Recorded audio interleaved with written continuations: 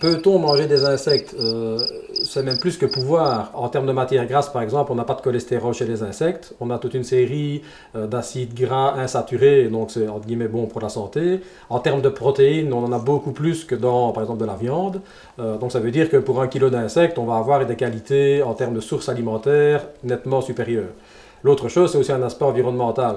Les insectes, ça ne produit pas de méthane, ça produit beaucoup moins de gaz à effet de serre que d'autres animaux. Et donc là aussi, on se dit, ben voilà, à un moment donné, on pourrait produire une biomasse identique à de la viande, mais avec beaucoup moins de gaz, entre guillemets, à effet de serre. On a effectivement des possibilités de faire un menu de l'entrée au dessert à base d'insectes.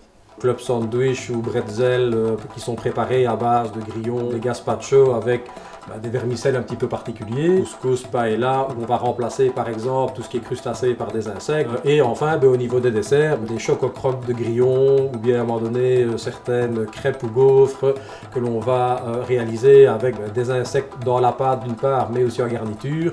Et si vous allez sur bon nombre de marchés en Afrique ou en Asie, on va effectivement déjà pouvoir consommer. Maintenant, pourquoi pas chez nous? C'est aussi un thème de recherche qu'on développe à Gembloux.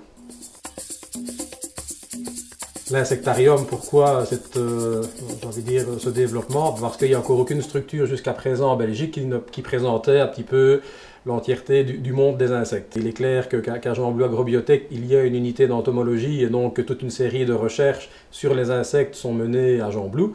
Le conservatoire entomologique est aussi à Gembloux.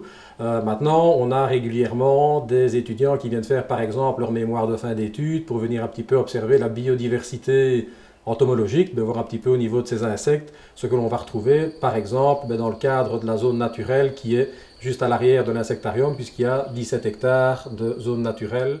Pour les personnes qui veulent faire de l'entomologie, on se retrouve finalement à avoir des gens qui vont commencer par faire bio-ingénieur. Et puis avec des spécialisations qui vont effectivement dans les divers domaines, nature, environnement, que ce soit forestier, l'utilisation d'insectes comme bio-indicateurs pour voir si l'environnement est de qualité ou non, essayer de lutter contre des problèmes de ravageurs au niveau par exemple de culture. Donc voilà tout un panel de choses qui va ensuite continuer, j'ai envie de dire, à intéresser des étudiants pour, j'ai envie de dire, différents cursus ou en tous les cas différents domaines. C'est plutôt ouvrir des portes et des débouchés relativement larges, parce que pour comprendre les insectes, il faut comprendre leur biologie, leur écologie. Ça veut dire de quoi vont-ils se nourrir, dans quel environnement vont-ils se développer, humain ou pas humain, agriculture, agricole ou pas. Et donc ça veut dire qu'il faut vraiment toucher à une série de thématiques, ce qui fait qu'en général, les débouchés ne sont pas vraiment une problématique, mais ils sont effectivement très larges parce que, je veux dire, très diversifiés.